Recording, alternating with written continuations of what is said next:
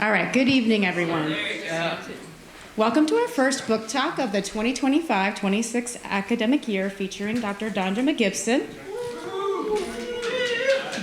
Professor of Practical Theology and Psychology at Pittsburgh Seminary. Joining him in conversation today is Mark Russell, interim co-director of Barber Library and also our research and instruction librarian. For the next 40 to 45 minutes, they will be discussing Dr. Gibson's 2024 publication, Through the Eyes of Titans, Finding Courage to Redeem the Soul of a Nation, Images of Pastoral Care and Leadership, Self-Care, and Radical Love in Public Spaces. For the remaining time, Dr. Gibson will take questions from the audience, both in person and online. Some brief instructions before we begin. Online participants, you can submit your question using the Q&A tab on your screen at any time. In-person participants can use the microphone at the end, so please be thinking of your questions during the conversation. A few other items to note for our online participants: transcription is available by selecting that option on your screen. We'll also drop some links in the chat for you about our book talk series, Dr. Gibson's faculty page at PTS, and links to purchasing the book.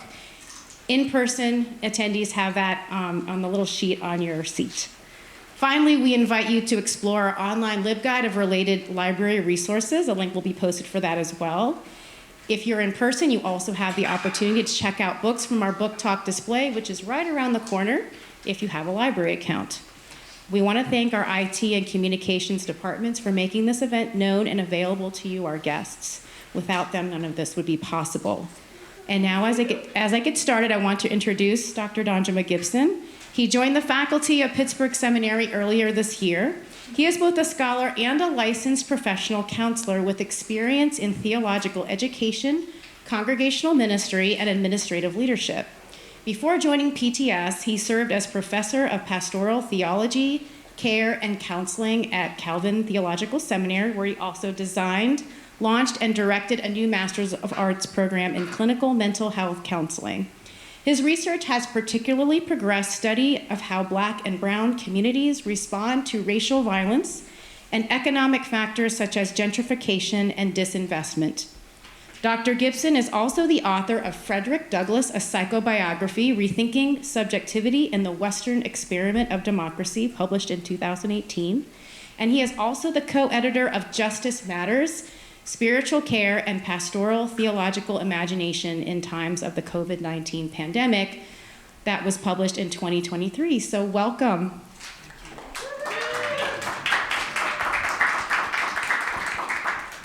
So thank you, Tisha, and thank you everyone here and online for attending today, and thank you, Dr. Gibson.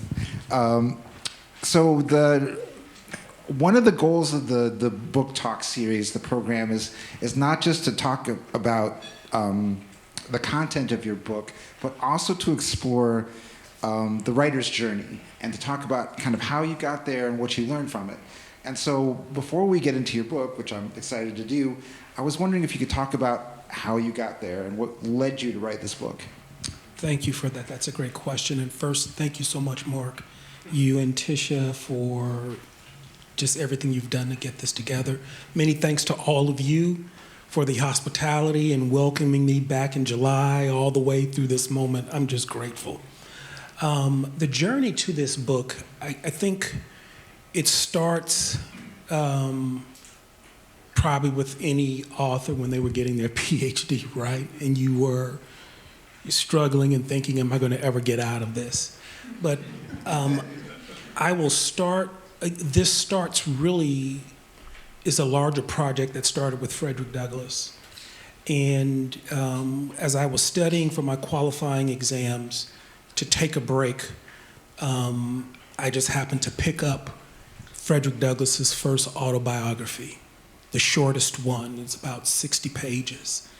And I was just fascinated with his work. And after I finished that first, he didn't make it out of the South in that first one. You know, when he escapes, he's really silent about that. And then I thought it was done.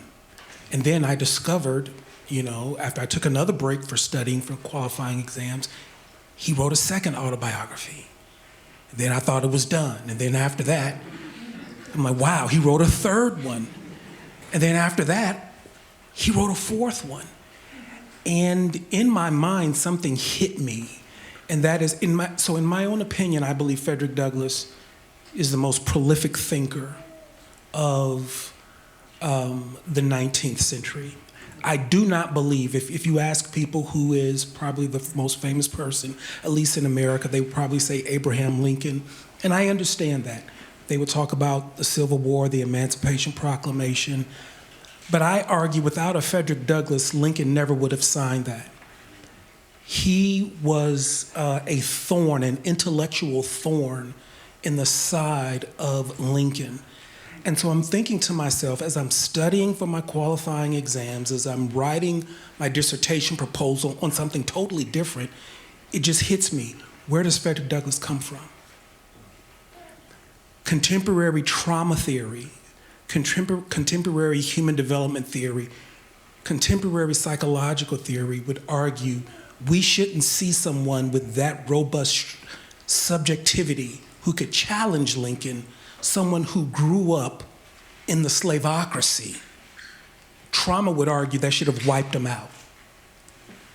So I'm sitting here thinking, where did he come from? Now, he has autobiographies that span his entire lifespan. By training, I'm a practical theologian and a psychodynamic, psychoanalytic psychotherapist. My average client I've been with for 2 or 3 years, and we may meet once or twice a week, weekly, for that period. Now, why do you need to meet so long? Because there's an inherent belief that most of who we are is in our in our unconscious, and it emerges. And so as I'm reading Frederick Douglass, I think to myself, what if I treat Frederick Douglass like one of my clients? What if I study his first-person accounts that span his entire lifetime? It will answer my question, hopefully, where does he come from? Because he existed before the emergence of the discipline of psychology, really in the late 1800s. Psychology was not looking at Frederick Douglass. So in that project, instead of using psychology to read Frederick Douglass, I took Frederick Douglass and I read psychology through him. And that opened the door to a much larger project. So then my advisor, by the way, allowed me to change my project to Frederick Douglass. And then that opened the door to just this passion of studying religious autobiographies, especially the religious autobiographies of African Americans who, by and large, in the church, I believe, and especially in Western theological education, those voices have been sidelined or ignored. And I think it's a huge disservice to all of our students because they expand those voices expand the Christian imagination. So then I get to this text here and I'm thinking, for example, a few years before I started this, I had the opportunity to visit Montgomery, Alabama. And I don't know if you've ever visited some of the sites there, and there's a tour that you can take that goes from Montgomery all the way down to Selma. And I had an opportunity to visit the parsonage that King and his wife lived in when they were pastors, when he was the pastor at Dexter Avenue. And if you walk through that parsonage, there's an area where you get to the house where the tour guide will say, this here is a bomb door, where they actually can slide it as to when they're asleep at night, could protect themselves. And so then an idea hit me.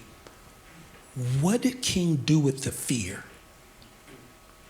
Before we can get to any part of his life, I'm asking myself, how did he account for the fear and the terror?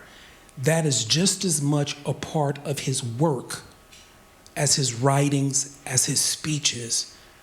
And so that same process that I did with Douglass began this process here in this text and with these other 3 personalities here. A passion to understand, how did they do what they do? Or how did they do what they did then, those things that we celebrate them for, so that we perhaps can emulate them today? So the other three are Ida B. Wells, Benjamin Eliza Mays, and Fannie Lou Hamer. Sure. And actually, you kind of led us there already. So you call them Titans. Mm-hmm. What makes the Titans the Titans? So it's sort of counterintuitive to the book, right? Because the book is arguing we idealize people too much. And so I'm calling them Titans. And I'm not calling them Titans because I believe, it's paradoxical. I'm not calling them Titans because I believe they are great heroes. They are like all of us in here. I call them Titans because from a psycho-spiritual perspective, they had the courage to do the inner work that most people don't want to do, that allows them to do the work that we celebrate them for today. I believe, even in the body of Christ, we live our lives in a way to run from what we fear. You look even today, fear governs what we say and what we won't say. Fear of reprisal, fear of retribution. I am convinced that when it comes to talking about human depravity, I'll tell you, I am a Calvinist through and through. And I forgot my thought with that. I'm a Calvinist through and through when it comes to talking about human depravity. I'm sorry, what was the question you asked me again? Well, I think you pretty much already answered it. I mean, you say in the book, there's this paradox of using the word Titan. Oh, correct. Yeah. For example, with King, he had to find his courage. I know where I was going with that thought now.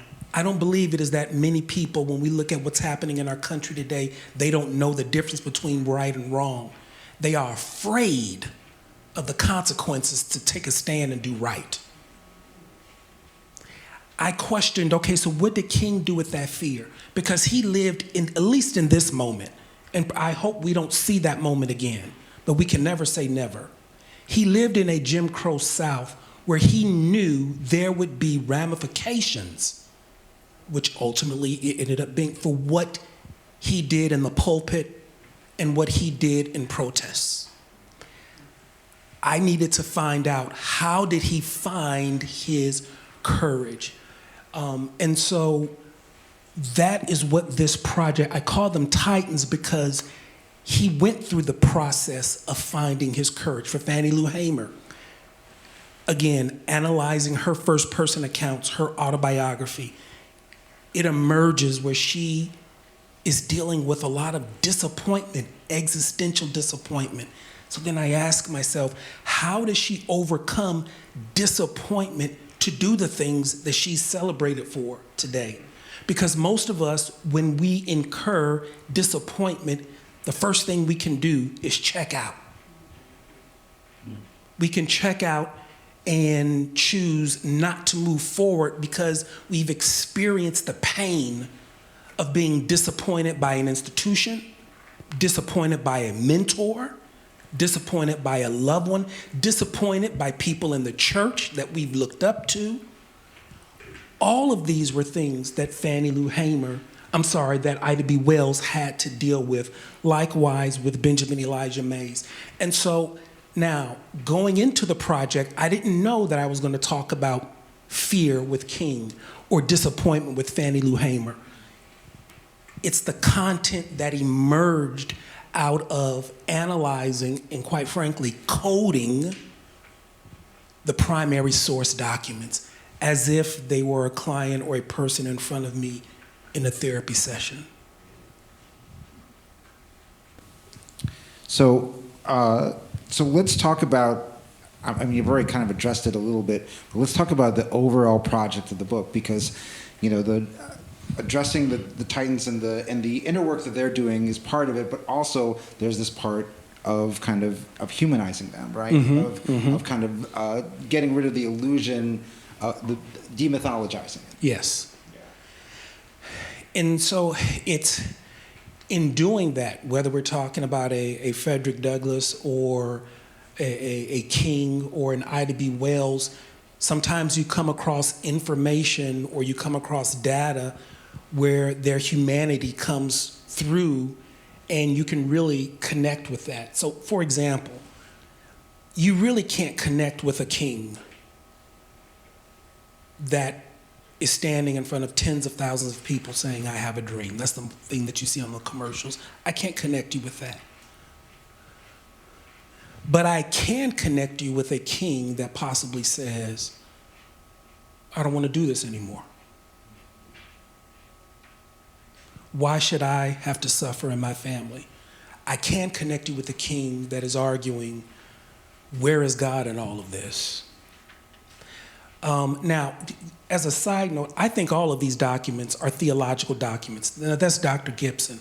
I hold them in the same esteem that I would hold the writings of an Augustine or writings of Calvin, Wesley, or any other historian, because any other theologian in Christian history, because they are all throughout their biographies, they are using God talk and sin talk to wrestle with the contradictions that they are wrestling with, the contradictions of what does it mean, what does salvation mean in a land where we are oppressed. So I look at all of these as theological documents, but in humanizing them, if I am able to humanize them, perhaps my hope as a practical theologian is that you would probably see yourself in a Benjamin Elijah Mays when he is going around campus really arguing the importance of young black men having purpose. And he does this through this poem, God's Minute. I have only just a minute, only 60 seconds in it. My brothers here, my Morehouse brothers, know the rest of it. But I think it came from Morehouse. Now, come on, now, just, you know where I'm going with it. It did come from Morehouse. Help me out now. But I can't connect you with his anxiety that they can't just be concerned about resisting racial oppression. These men have to have a purpose that is higher than that, believing that if they walk in their purpose, that in and of itself will challenge the racial power structures. I can't connect you perhaps with an Ida B. Wells. I'm surprised she was not killed, quite frankly, who traveled the country. I don't think she gets the attention or the credit for the sociological work that she did, where she gathered facts to challenge the lie that black men were raping white women, and this is why lynching was necessary. A lot of people bought into that. A lot of people.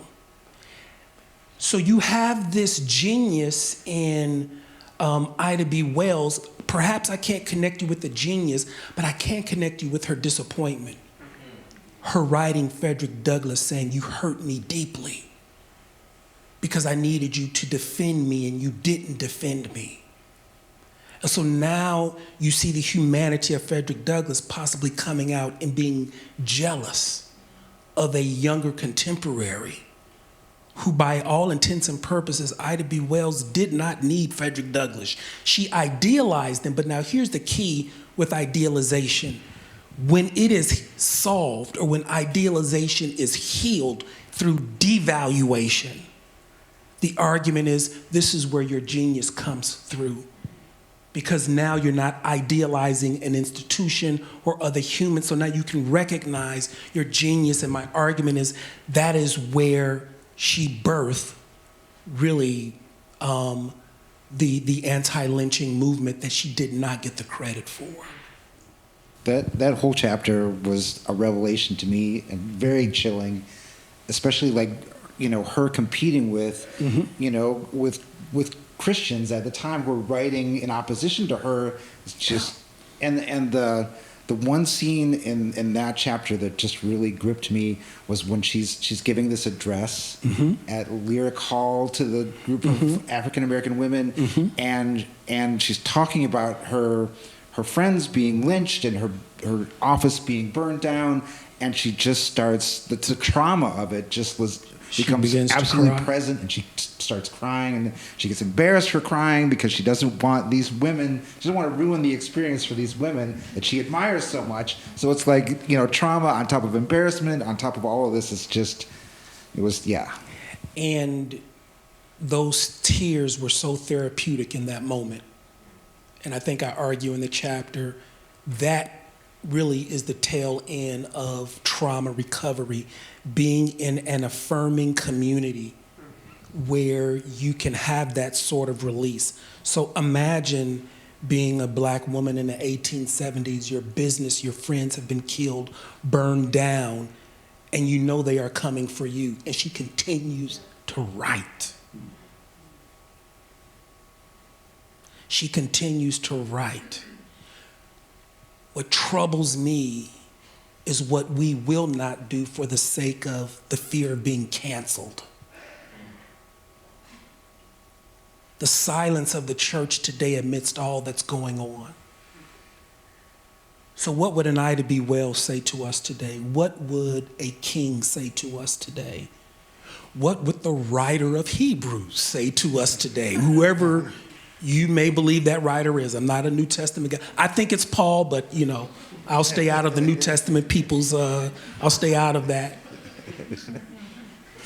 Well, that kind of gets to one of the kind of running themes in your book, this contrast between, learning about, racism and learning about these things and gaining knowledge about it, but then also doing something about it, about praxis.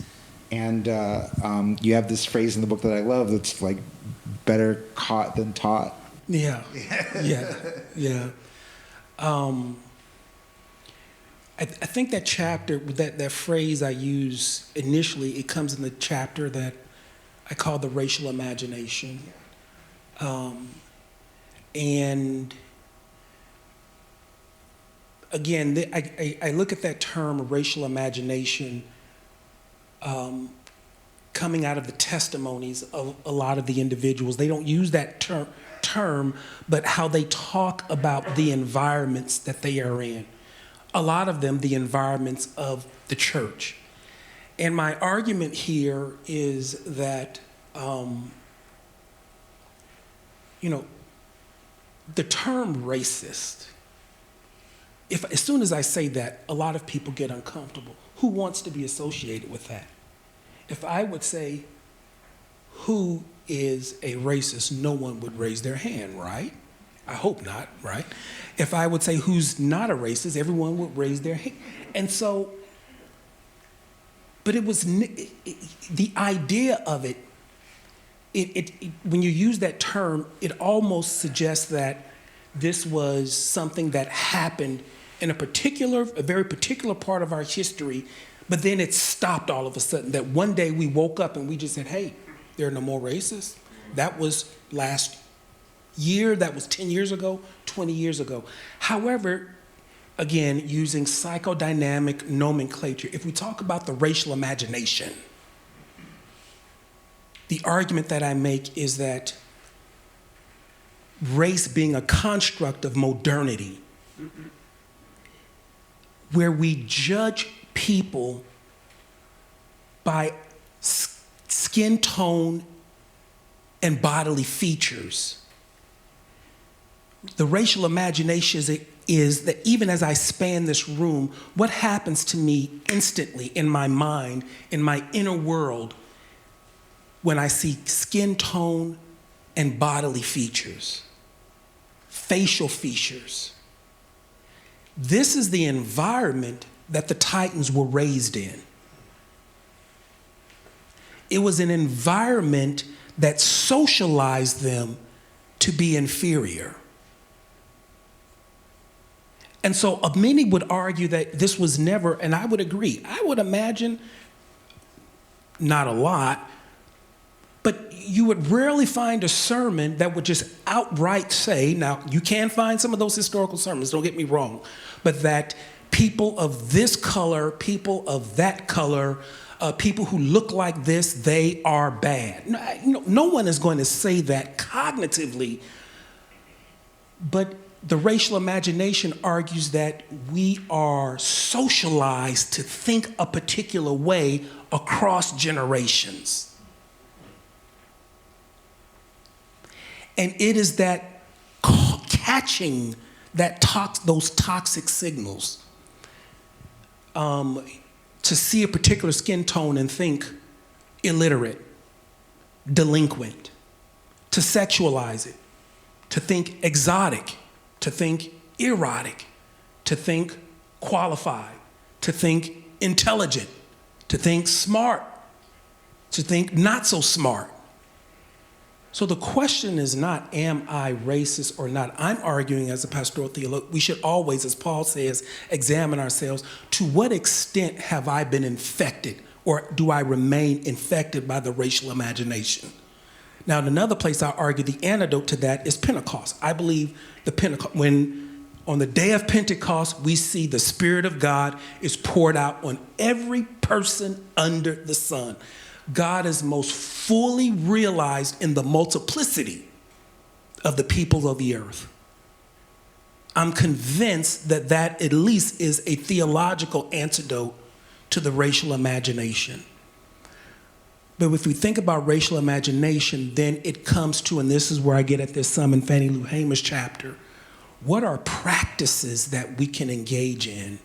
Not waiting for a day where, quote unquote, racism doesn't exist. I've heard that a lot of times. Well, we have to fight for the day where it never exists. Okay, if you believe that, I ask the question, do you believe on this side of the eschaton there will come a day where hatred will never exist or jealousy would never exist? There's a danger to a premature beloved community. Because then instead of it being organic, we will try to create a premature beloved community by saying simply, let's not talk about race. And if we don't talk about it, that means it must not exist. But what if we develop practices? We can start that now. What are practices that we can engage in? What are formational practices that breaks the back of the racial imagination that I believe we see rampant today, even in this country? This is what we are contending with now. We don't have to wait for a distant future. We can start those practices now if we do the inner work that I'm arguing these authors did, or these people did in this text. And one of the things that you also, a point that you make several times in the book, is that, these problems, they're cyclical in a lot of ways. When you talk about the insurrection in North Carolina in the late 1800s, right? Yes, January 6th, there's nothing new about it. There's nothing new about it. This happened in North Carolina in my dates are a little far, I think it was 1896 if I'm not mistaken. And the only difference is they won at that time. They overturned a legal election. They overturned it with a race riot because they did not like the outcome of the election, and they wanted nothing to do with Reconstruction or the residual effects of Reconstruction, and that spread through the South. And so the notion that history repeats itself, I argue, is an illusion. History doesn't repeat itself. What's repeating itself is toxic behavioral patterns, individual and group patterns, toxic emotional patterns, individually and collectively. That is what is repeating itself because we are not doing the practices or the interventive work to break those cycles. So you can almost predict the price we pay for silence. It's a heavy price. The politics of silence and indifference. So you've kind of, I think, addressed all four of the titans in some way or another. Frederick Douglass appears a lot in this book as well. And, that kind of got me thinking, maybe there are other titans that you considered, not Douglass because you've written a whole book about him, but maybe others that you thought about including? I have. I mean, a lot of it depends on the availability of primary source documents. Now, everyone hasn't written, obviously, an autobiography, but still the availability of primary source documents, whether written by that, in an autobiographic form, or like, for example, Fannie Lou Hamer. She didn't have an autobiography. I had to rely on a lot of speeches. And her heart of love shines through. And so I'm asking the question of Fannie Lou Hamer, what does love look like? We know what violence looks like. But if I looked around this room, could we argue or could we say this is what love looks like? Love looks like this. Love looks like that comes through in her work, but especially in her speeches. And so to answer your question, I'm probing the annals of 18th century documents, a lot of the enslaved narratives. In the titles, you will see a lot of those titles, they will say written by herself or written by himself. That is because they are asserting their agency. People didn't think that they could write. And so, that's A future project? a future project, an ongoing project is percolating now. Well, speaking of future projects, this is kind of another writer's journey question, but having completed the book and looking back on it, what would you say that you got out of this or that you learned from this project? Wow, I've never been asked that.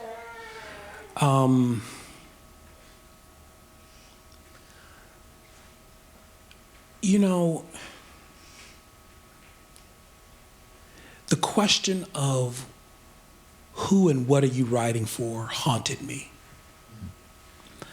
As academics, we are trained to write for a guild, to pass peer review, to be well thought of in our academic spaces, and I get that.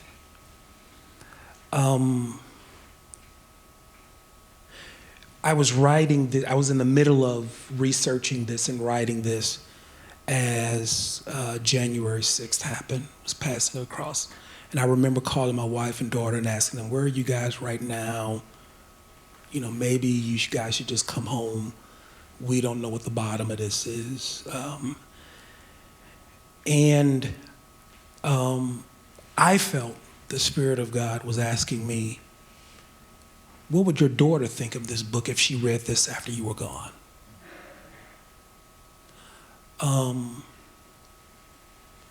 Are you writing in a way that makes a difference in what we are doing right now? And I know this is going to sound morbid, but what price are you willing to pay for what you write? Because these are the questions I believe all of these authors had to, and to me, that is an audience that goes beyond my guild at AAR. That's an audience of the cloud of witnesses, the ancestors. Did you write in a way that honored the price we paid for you to do what you do first in Michigan and now here. And so that question, but now you need a job, right? So you got to write for, so do you always, but that haunts me, that question of, for me, my ultimate peer review, if I can say this, I hope it doesn't come back, are the ancestors. Did you really mean that? Or were you trying to get accepted? So it was really the writing this to analyze the interior work that they did was at the same time very convicting. That was a good answer. I was fighting for it. So what do we have to look forward in the future for you? Like, is there something that you're working on now that you want to talk about, or? Well, yes, being employed, I have to say I'm working on something, right? I am. You know, nothing that I want to put out there right now, but certainly a lot more in this area. I believe there's so much more to do that I cannot do alone in mining these primary source documents that we see in the 1800s and the 1900s, and considering what are the implications for the church today, what are the implications for theological ethics.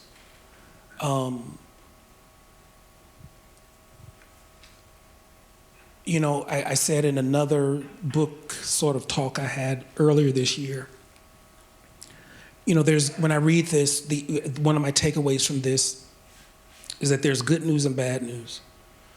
The good news, well, the bad news is nobody's coming to save us.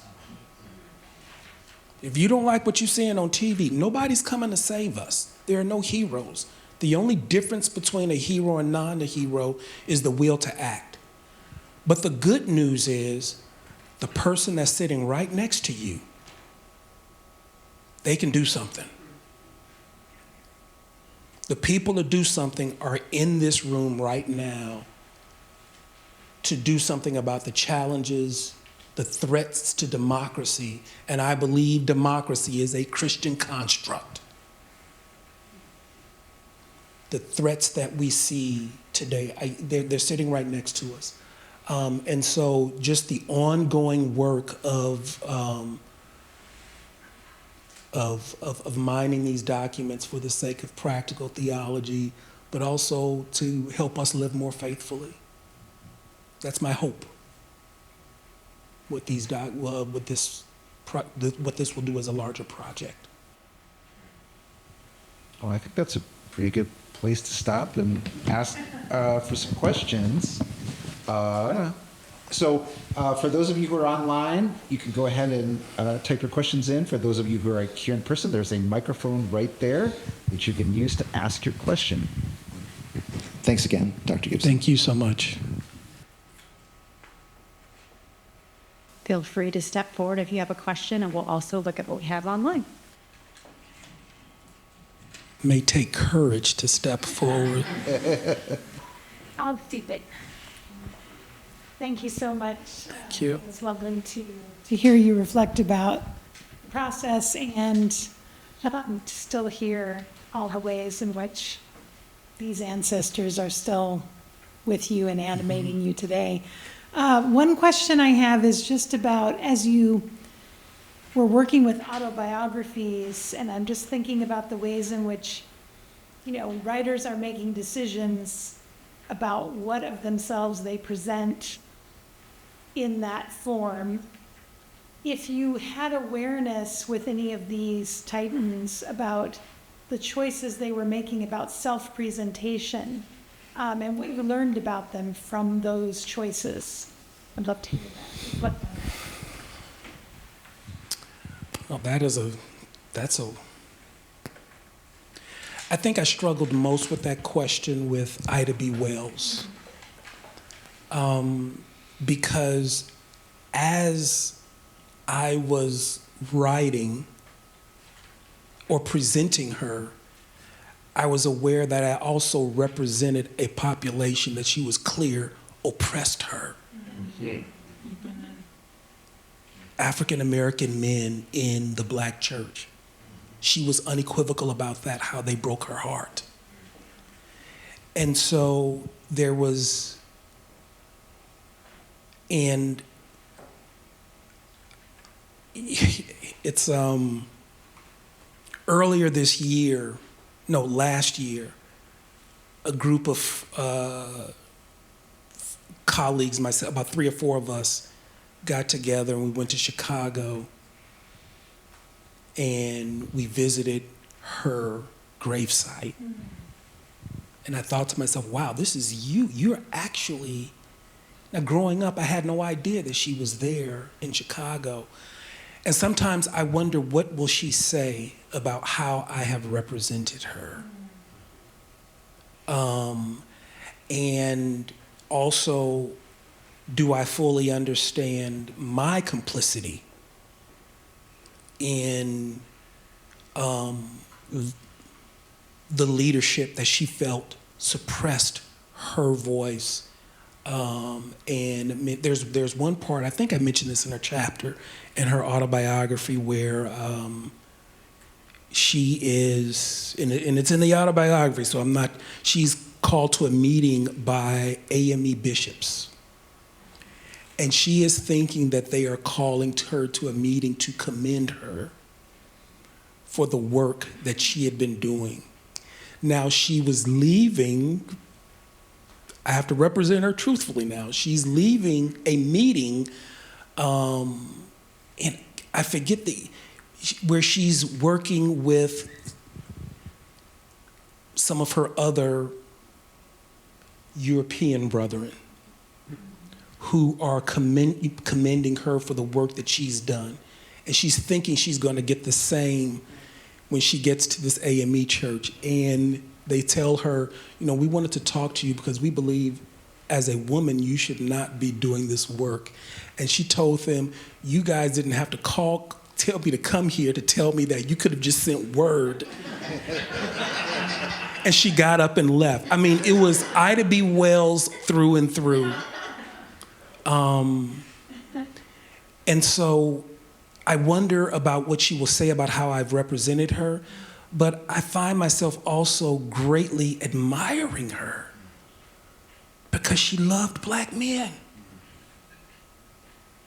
She spoke boldly what people today are not willing to talk about, and that is black and white sexuality.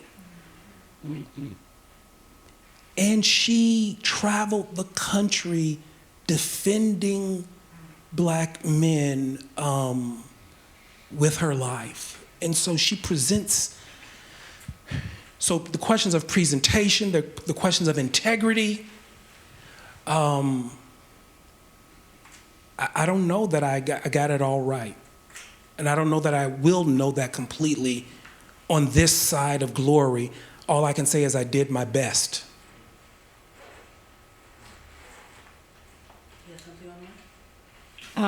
Sure, let's do one online and then we'll switch back to in person. Can you discuss your work on gentrification from a psychological perspective and solutions?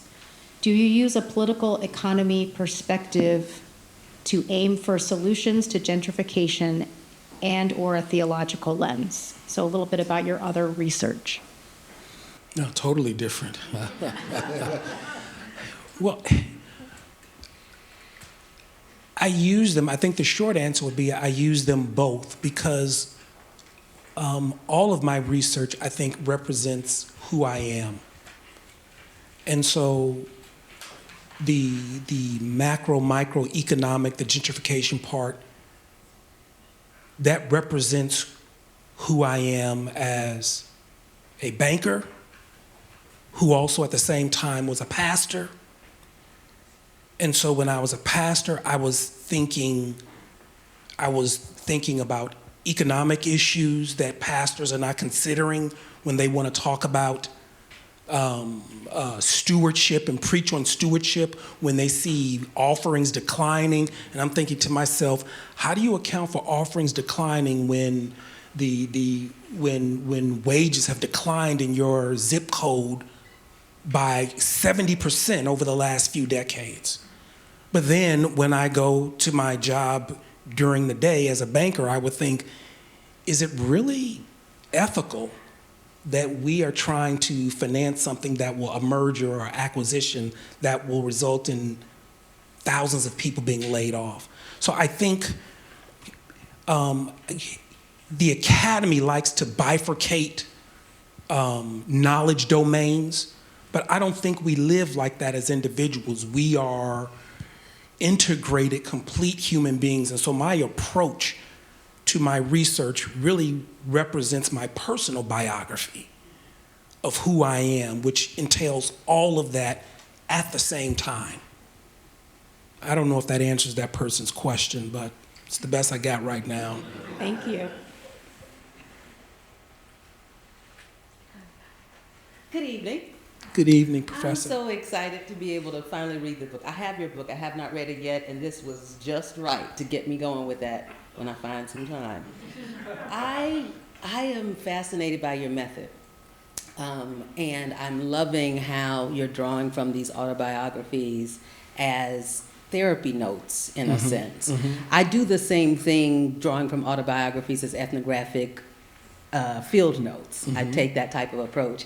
And I'm wondering how this work has been received on the other side of what you do. So on the psychotherapy side, have you presented this in any of those spaces, or this method that you've now used a few different spaces? How is it received? What kind of insights are they gaining by perhaps using a historical lens to learn? Is there anything else that you can share around that? Yeah, so I think it's new in those areas.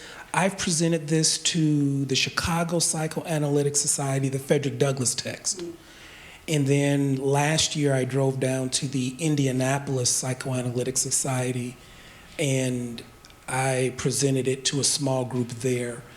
And because some of it gets theory heavy, I think they have a greater appreciation for it. I've learned to ask myself, how would you explain this to your grandmother? And I haven't quite gotten there yet. I believe it's relevant, but that latter question is so important to me. And so I am not as satisfied with how I have been able so far to present this to the church. And for that respect, even in areas of theological education, I think there's still there are questions like, okay, what are you doing? What's your method? And so that's where I am with that so far. Depends on who the audience is. Okay, we have another online question. The person says, thank you for this talk. I'm curious to know what Dr. Gibson's own personal inner work practices are that have helped him do this work, and if he has adopted new practices having studied the Titans in the book. Yeah, it's a great question. It's hard to do this kind of work and not be impacted. So I won't speak to right now very specific practices per se. But for example, I am very aware of, when I look at the work of Benjamin Elijah Mays, one of the things I tell people who are close to me,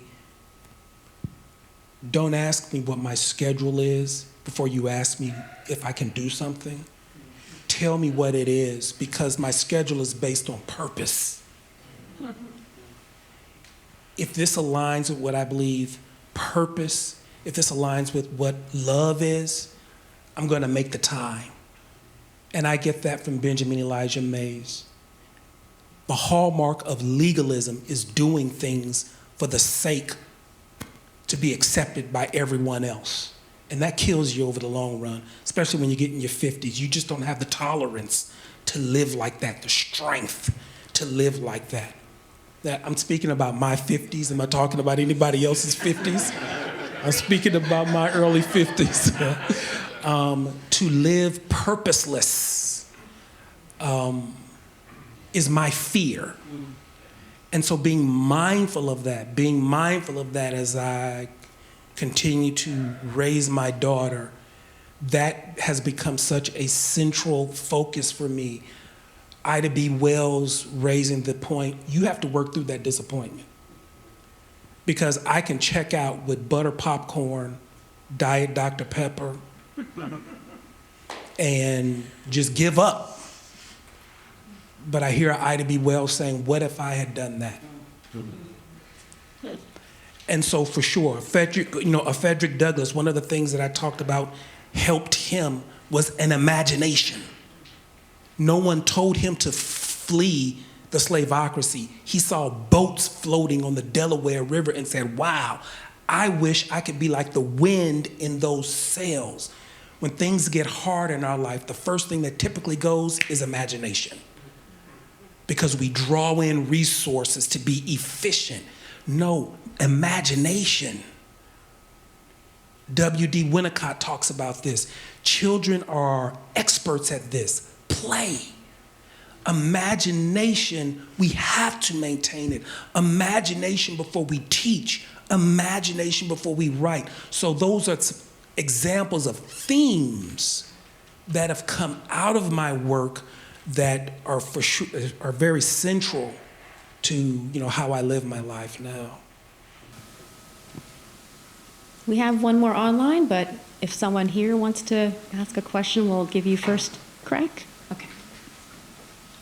Do you want to talk more about Ida B. Wells? Sure. Okay. I'm curious about disappointment, especially, so you've talked about how she's working through it, but I'm curious of how she changed because of it. Yeah. She took different actions, her theology, maybe especially that theology question I'm curious about. Her disappointments, and I refer to them as existential disappointments. Her mentors disappointed her. Frederick Douglass, number one. He didn't represent her the way she knew she should have been represented when she was accused of being promiscuous. She was also disappointed. She thought she could present the church facts to show that this was not happening in the South, what they thought, and none of that worked. So to your question, it's sort of like I would share with my clients, the way, at least psychodynamically, the therapeutic process works, it's not that you click all of a sudden and you leave out the office saying, okay, I got it now. You encounter the disappointment head on. I picked this up because a lot of her writings are just brazen. In one newspaper article, she says, I think my race, and this hurt me. I said, man, Ida, you had to do this? She said, are they a race of cowards? And she said, where are the men? Now I'm thinking, how do I account for that? She's writing this after she saw her 2 male friends killed in Memphis and all of her property burned down. And then I thought, this is like a client being enraged in a therapy session. She has to work through the disappointment by naming it, and you work through it, and you work through it, you come back. The worst thing you do, and this is how we've been raised, don't talk about it. That shows strength. And what I tell my students, what you end up being is emotionally constipated. That's not strength. You work through, and I believe her working through was in the brazen writings that she would put out there publicly. I mean, she had a sharp tone, a very sharp tone. But then you begin to see it reside or subside. And whatever you have idealized, when it ultimately disappoints you, our children idealize us. And we will ultimately disappoint that idealization. It may be a fair idealization or an unfair idealization, realistic or unrealistic. We're going to disappoint them. Then they begin to look to their own genius. So it happens organically. And my argument is it happens organically for her, and this is where we see her publicity, her recognition around the world. It just grows. And I also believe Frederick Douglass was jealous of this. Really? Because just before he passed away, the abolitionist comrades in England who normally would call for him to come on the lecture circuit, who do you think they called? They called Ida B. Wells. And then asked him, I believe, if he could write a letter of commendation. And so it's in an organic process. I know that may not sort of, I don't know if that answers the question or not, but it's more organic than it is acquisitive. Okay, we have maybe time for just one more question. So this is probably a good one to end on. This person writes, do you think any of the titans you wrote about will be remembered in 20, 50, 100 years from now? And if so, what will their legacy look like? And then we'll end with that. I think they will be remembered, but if things work out the way they should, I think the people in this room should be remembered. Titans. Coretta Scott King wrote in her autobiography something that has stays with me to this day. She says, freedom has to be won by every generation. And so I'm compelled to ask myself, what am I doing to make this place better for my daughter and for your children? And so I hope they are remembered, but I hope there are other titans that are added to that cloud of witnesses. People like those in this room who have the courage to do the inner work, to do what God has called you to do wherever for the sake of justice, liberation, redemption. That's all I got. Well, it's quite a bit, so we want to thank you so much for your presentation.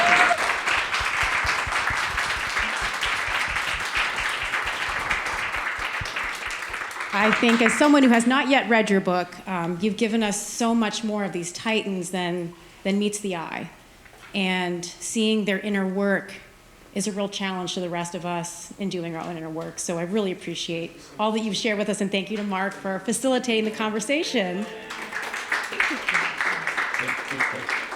So just very quickly, thank you all for coming so much. Be sure to check out Dr. Gibson's book from our library. We also have the ebook available, or purchase it from one of the vendors of your choice. We'll also be hosting another book talk in December on the 4th, same time, Thursday, 5 to 6. This will be an online-only book talk featuring Dr. Joseph Marshall of Ball State University for his book, Appalling Bodies, Queer Figures Before and After Paul's Letters. So you can go back to our Book Talks website and register if you have not already. Also, on your way out, please help yourself to more refreshments and have a wonderful evening. Thank you so much.